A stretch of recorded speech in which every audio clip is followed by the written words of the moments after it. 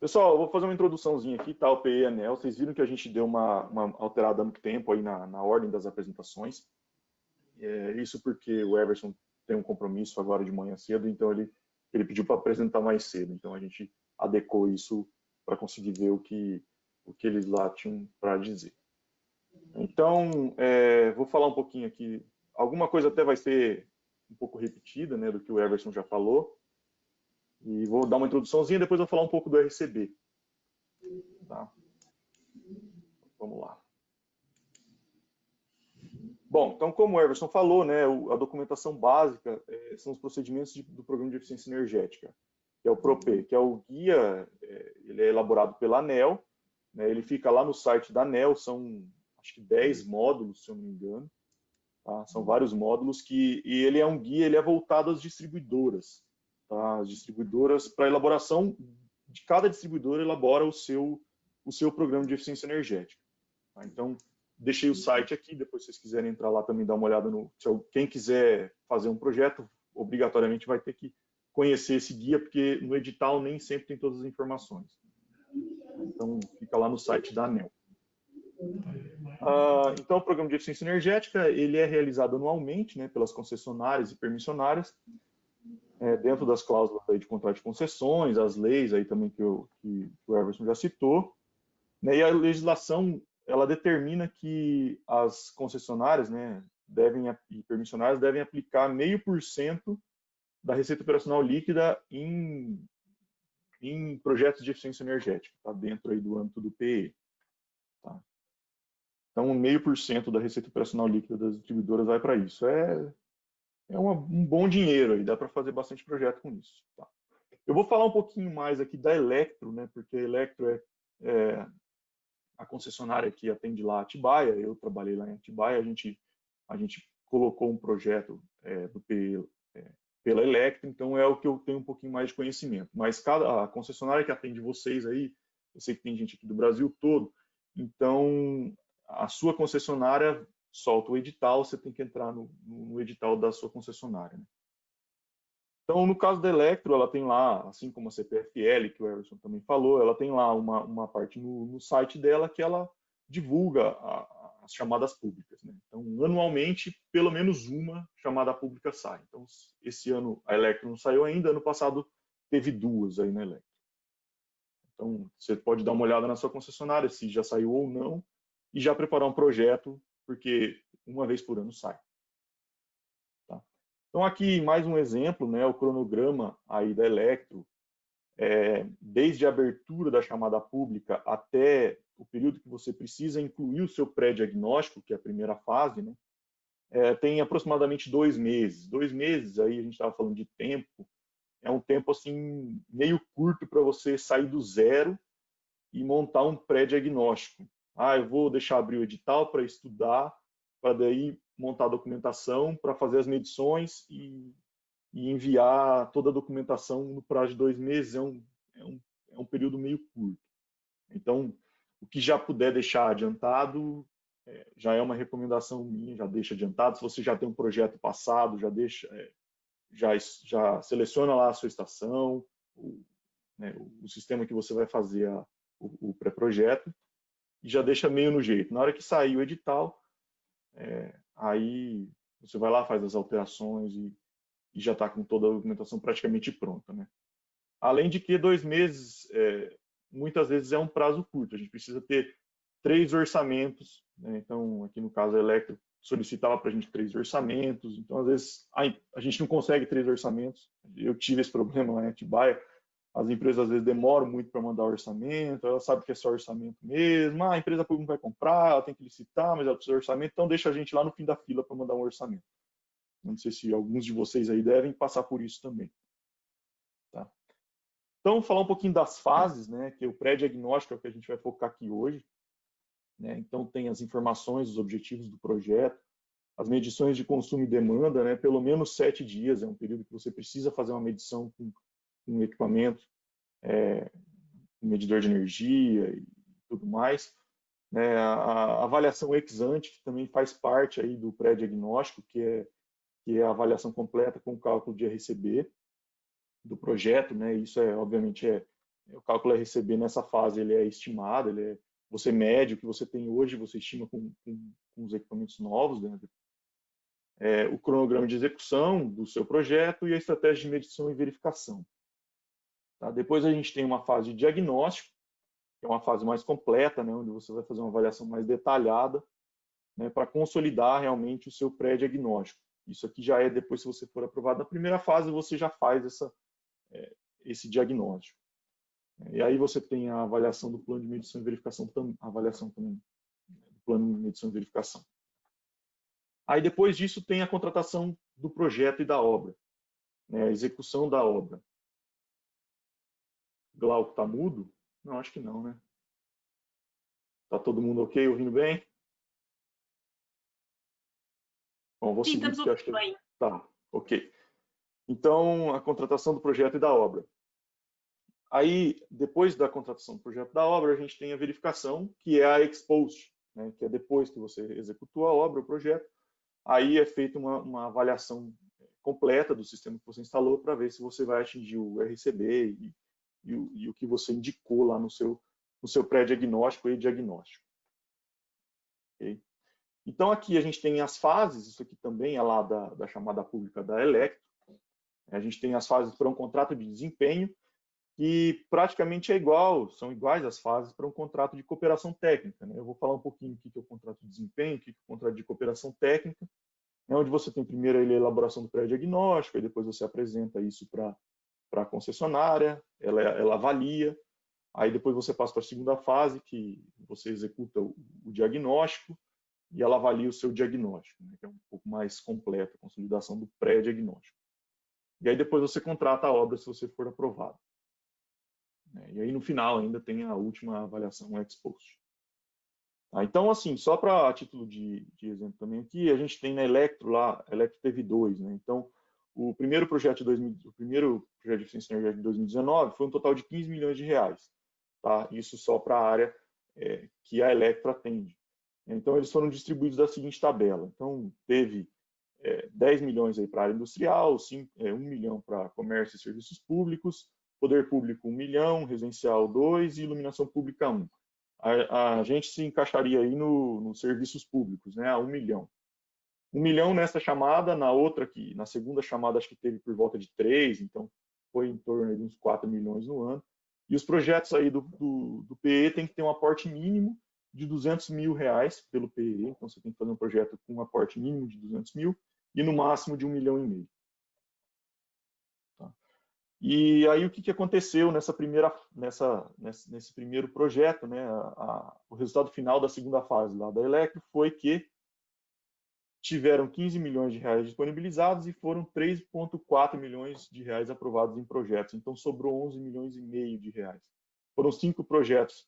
Todos os 5 projetos que enviaram na primeira fase foram aprovados para a segunda fase, no pré-diagnóstico.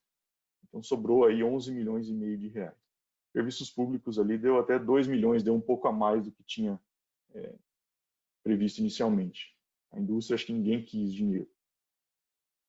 E aí, na segunda fase, na primeira fase do segundo projeto, que é o que está disponível hoje lá no site da Electro, vocês foram lá olhar, teve disponibilizado aí 23 milhões e foi aprovado 3,8 milhões de reais em projetos. Tá? Então, sobrou aí 19 milhões. Então, dinheiro tem, né? Dinheiro tem bastante. Talvez o que falta aí é acertar os projetos e colocar projeto para ser aprovado. Então, aí, falando um pouquinho mais da forma de contratação, poder público e serviços públicos, né, fazem um termo de cooperação técnica sem repasse de recursos. A Electro vai lá e firma um contrato com uma empresa proponente. Tá? Então, o prestador o prestador de serviço de saneamento não pega o dinheiro, a Electro repassa direto para a empresa contratada. Aí, se você vai fazer uma contratação turnkey, a empresa vai lá, instala, compra os equipamentos e faz toda a obra, a Electro repassa diretamente essa verba para eles. Outras instituições, aí, que não é o caso nosso, mas sem fins lucrativos e tal, tem um termo de cooperação com repasse, né, que aí ela repassa, a Electro repassa essa verba para a instituição e a instituição contrata uma empresa. E os outros consumidores é um contrato de desempenho. Aqui o contrato de desempenho, também como o Everson falou, entram as privadas e tal, é contrato de desempenho. tá? Que firma um contrato com a empresa e você tem que reembolsar esse recurso do PE. Então, assim, consumidores com fins lucrativos, né, que vão, geralmente as privadas aí, né, os contratos deverão ser feitos aí por contrato de desempenho, tá? Que é o contrato celebrado aí entre as partes, e o pagamento se baseia na obtenção dos resultados. Então, você precisa reembolsar a verba do PE. E sem fins lucrativos,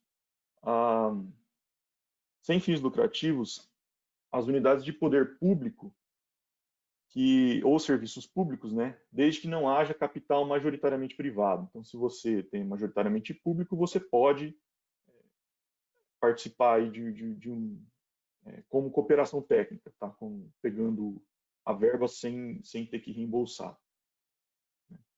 Então, também aí, aqui embaixo eu coloquei também para poder público e serviços públicos, também é sem repasse, e para os demais consumidores que envolvam outras atividades sem fins lucrativos, é com repasse.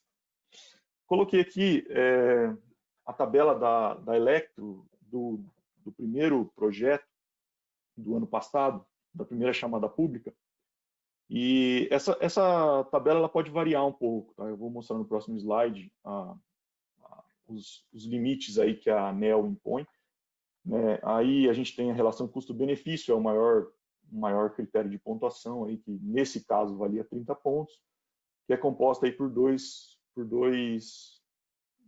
subcomponentes, né? A1 e A2, que é a relação custo-benefício proporcional e ordenado. A gente vai falar um pouquinho desse item A aí mais para frente. Mas também tem outras coisas aí, por exemplo, qualidade na apresentação do projeto, onde está a capacidade para superar barreiras do mercado, tem também a experiência anterior no PE, contrapartida, também vale bastante ponto, incentivo a usos finais, isso aqui também, esse incentivo a usos finais é uma pontuação, um critério que varia de acordo com seus usos finais. Então, motores, um uso final, você vai substituir iluminação. Iluminação é o uso final que menos dá ponto. Tá? E o uso final que mais dá ponto é a geração de energia. Pode ser fotovoltaica. Então, é o uso final que mais dá ponto. Isso também está escrito lá no módulo 7, lá no PROPE. Então, tem vários critérios aí que se baseiam a avaliação, mas o maior deles é a relação custo-benefício, que a gente vai falar mais à frente. Aqui eu estou mostrando o critério para seleção, né, da chamada pública. Esse aqui é o da ANEEL. Tá? Então, qualquer operadora de concessionária ou permissionária de energia, ela vai estar dentro desses critérios aí. Então, a relação custo-benefício ela vai valer entre 30% e 40%, sendo o custo-benefício proporcional 75% desse valor. Tá? Então, essa é a variação que está lá no PROPE também, que é direcionado às concessionárias. Bom, falando um pouquinho aqui do RCB em pré-diagnóstico, eu vou falar um pouquinho aí do caso lá de Atibaia, mas antes, né, vou falar um pouco mais do mesmo, né, o RCB é o critério que mais tem valor, que é entre 30% e 40% da pontuação total, né, aí nas suas concessionárias vai estar nesse valor aí. O RCB é o quê? Ele é o A1 e o A2, né, a soma dos dois, a relação do custo-benefício proporcional mais a custo-benefício ordenado. Antigamente o RCB ele era o único critério utilizado para a chamada pública. E aí antes da chamada pública, quando veio a chamada pública, entraram todos aqueles outros critérios lá. Então aqui a gente fala da relação custo-benefício proporcional, que é a parte que mais vale, que vale 75% da relação custo-benefício. E, efetivamente, isso aqui é lá a descrição das fórmulas lá do PROPE também, efetivamente o A1 ele é fixo, né, o 75% definido, o RCB mínimo também é a menor relação custo-benefício entre os projetos concorrentes, e o que a gente consegue alterar, variando com o nosso projeto, é o RCB, que é a parcela que depende exclusivamente aí do nosso projeto, que é onde eu vou focar um pouquinho mais para frente. Tá?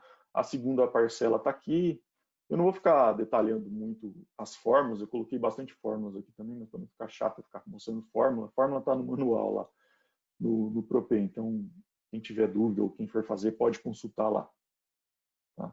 A pontuação atribuída, a posição do projeto na lista e tal.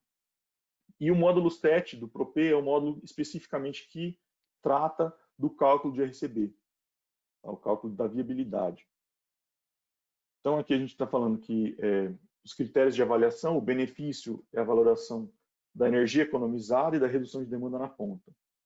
O Everson já falou disso também.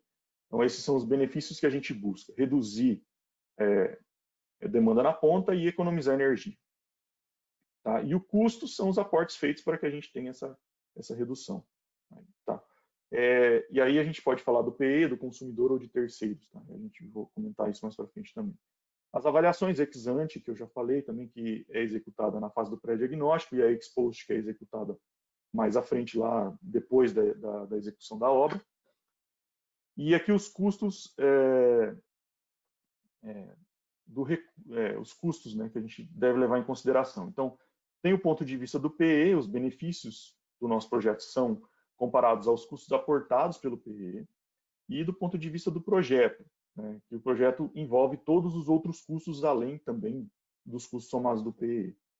Então, por exemplo, o que a gente manda para o PE é o custo do RCB em relação ao ponto de vista do PE. Então, é o que eles investem em relação ao benefício do nosso projeto. Então, a maneira de melhorar o RCB é ter um investimento, uma contrapartida do prestador de serviços aí. Então, você melhora o RCB do ponto de vista do PE. Do ponto de vista do projeto fica a mesma coisa, porque os custos são os mesmos, mas do PE você reduziu o custo porque você aumentou sua contrapartida. Tá? Então, energia economizada e redução de demanda na ponta, né, são os dois aí que a gente está buscando, né, em quilowatt-hora, e a energia economizada em megawatt-hora, e a redução de demanda na ponta em quilowatt. Tá? E na avaliação ex post, né, a gente tem que medir isso aí por práticas adequadas, seguindo o protocolo de medição e verificação. Tá?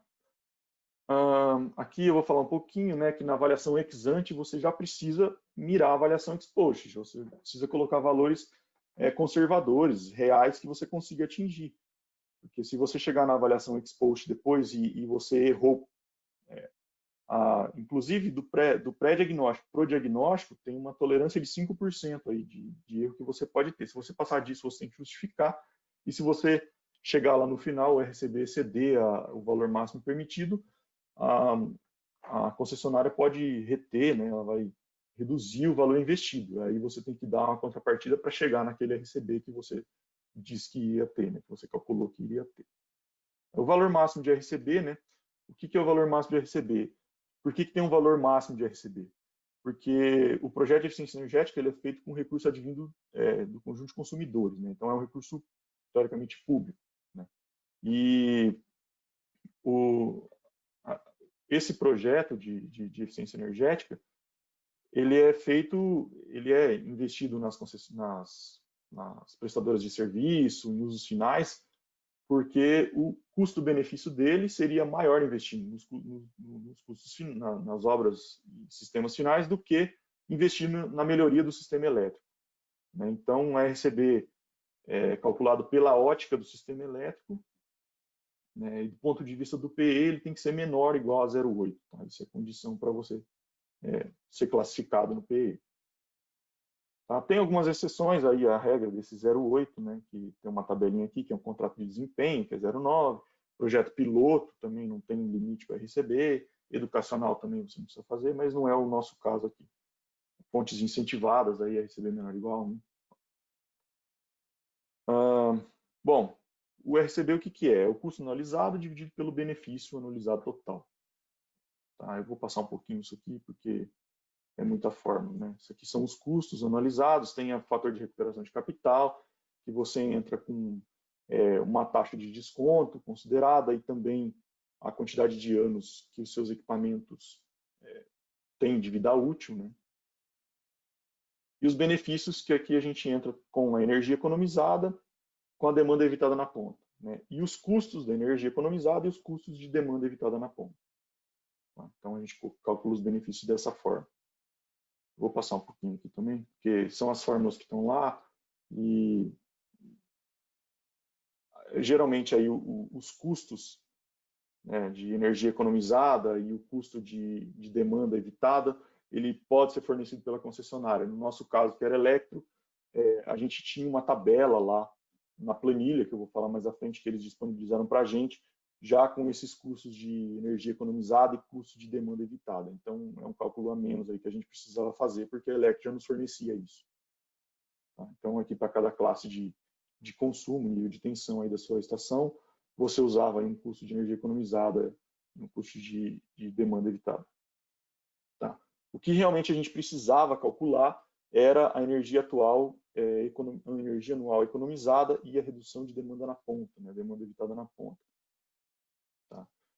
E para isso a gente utilizou lá no caso a planilha, né, a Electro disponibilizava para a gente uma planilha para fazer o download, e a gente entrava com os dados de custos, equipamentos, os orçamentos, e as medições também, vou mostrar um pouquinho para frente aqui, e ela já calculava para a gente receber. Foi uma ajuda muito boa aí que a concessionária deu para a gente, forneceu a planilha para a gente conseguir fazer isso, porque senão a gente tinha que calcular todas essas fórmulas que eu mostrei aí de forma manual, e ficava um pouco mais, ou montar a nossa própria planilha, né? Então, mas isso aqui a Electro fornecia o download da planilha para a gente fazer. Então, lá em Atibaia a gente fez, a gente tinha uma estação, né, de água bruta, com 3 motobombos de 125 cavalos, né? Uma ali estava até desinstalada, a gente usava as 3 motobombas, né? Não tinha reserva.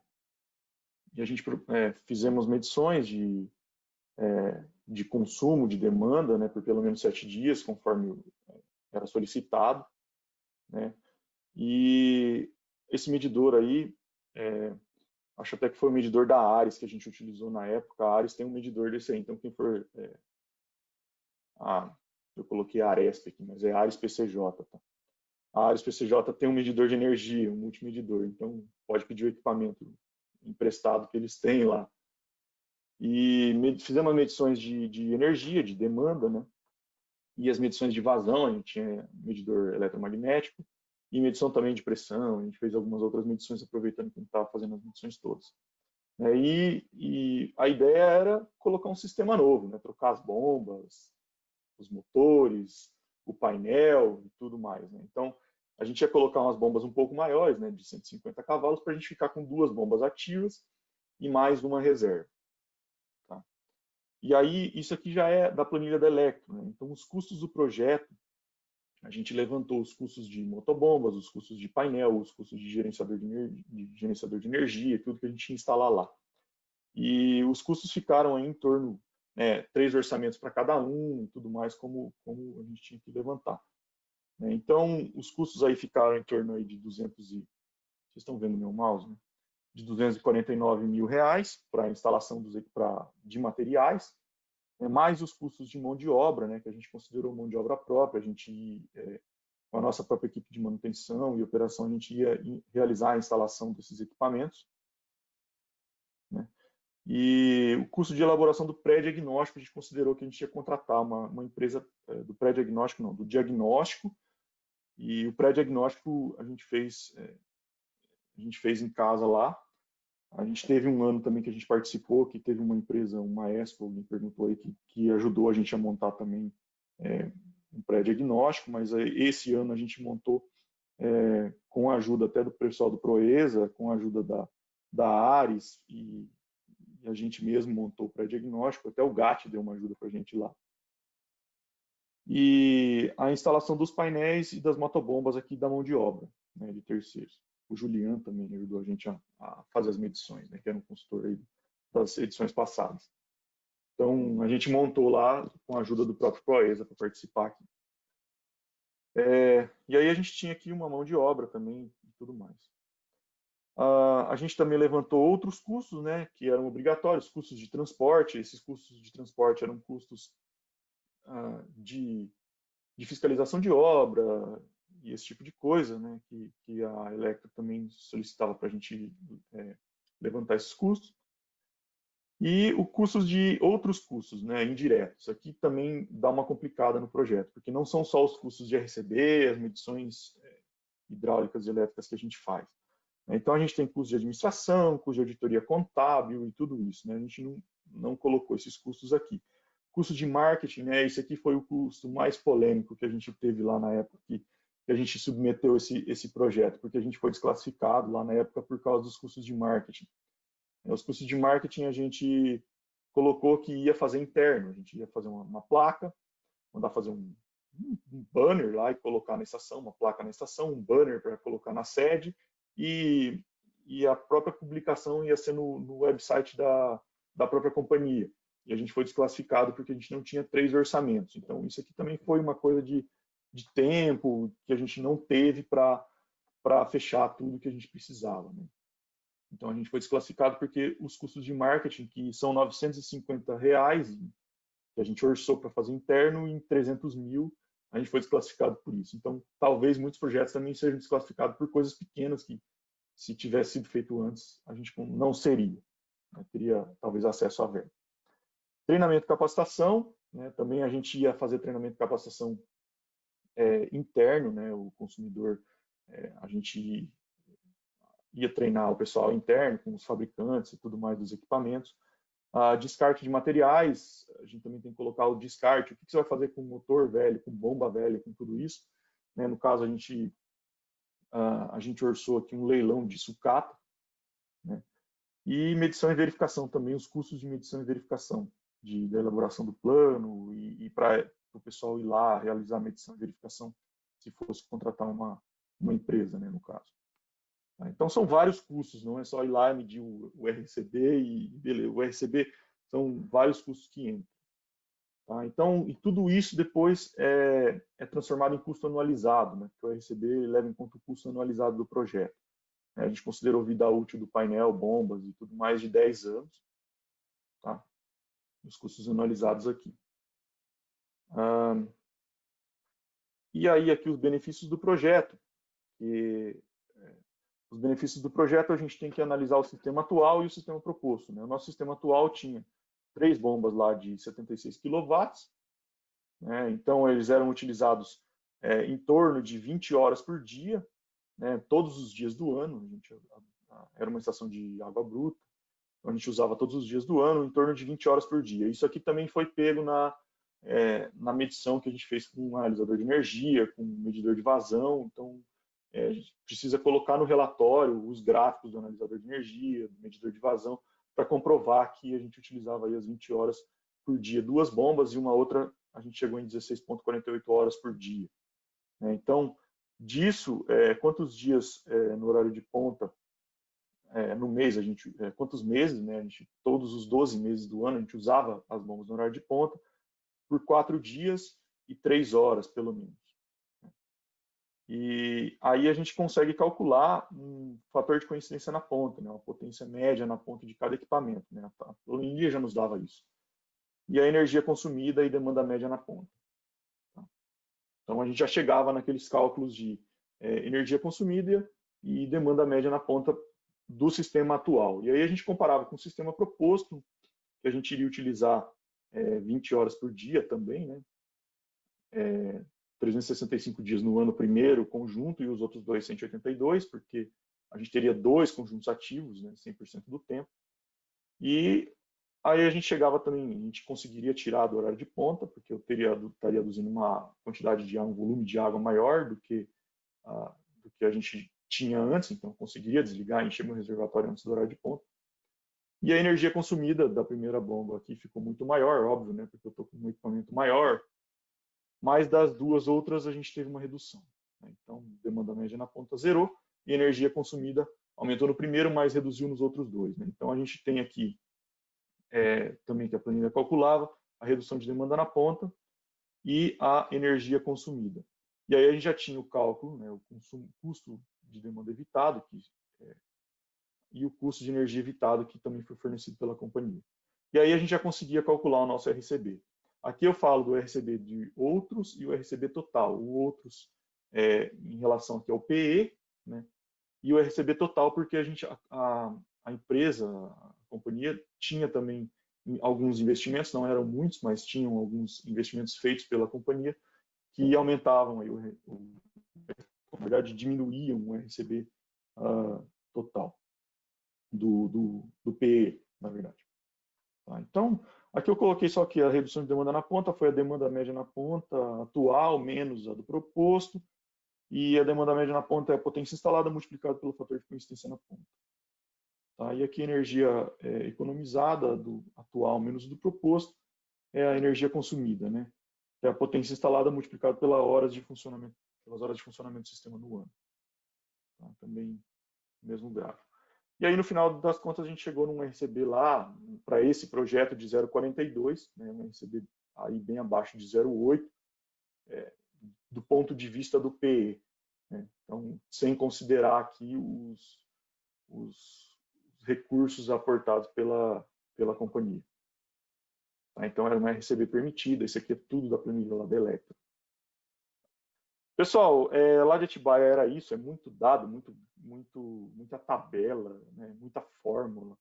Então, espero que vocês tenham aproveitado um pouco aí, pelo menos, né, da apresentação. A gente também deixa aqui um documento auxiliar que tem, esse aqui foi feito pelo Proesa, tá, na fase 1, que tem exemplos aí de projetos típicos para o saneamento, tá, que vocês podem utilizar, inclusive substituição de motobombas e tudo mais. Tem vários exemplos nesse projeto que vocês podem consultar lá e talvez tirar alguma ideia do que você possa fazer na sua companhia. Tá? E algumas dicas aqui que eu tive lá, que eu talvez possa passar para ajudar alguns de vocês aí. Pré-diagnósticos são bem detalhados, né, dão bastante trabalho para preencher, né, incluindo os dados aí de medição, dimensionamento, orçamentos, né, os orçamentos do projeto. Iniciar o pré-diagnóstico já antes da abertura da chamada pública, porque, como eu falei no começo, 2 meses é bastante apertado para se fazer tudo isso. Né, a gente teve o projeto lá desclassificado porque não apresentamos 3 orçamentos de marketing. Né, e a realização de medições precisas também você pode utilizar, né, eu acho que é bastante recomendado também, além dos 7 dias, você utilizar a memória de massa do medidor da estação, e a comparação com as faturas de energia também dos últimos 12 meses. Você faz uma comparação dos 7 dias apenas que você mediu com todos os 12 meses, né? Dá uma credibilidade um pouco maior.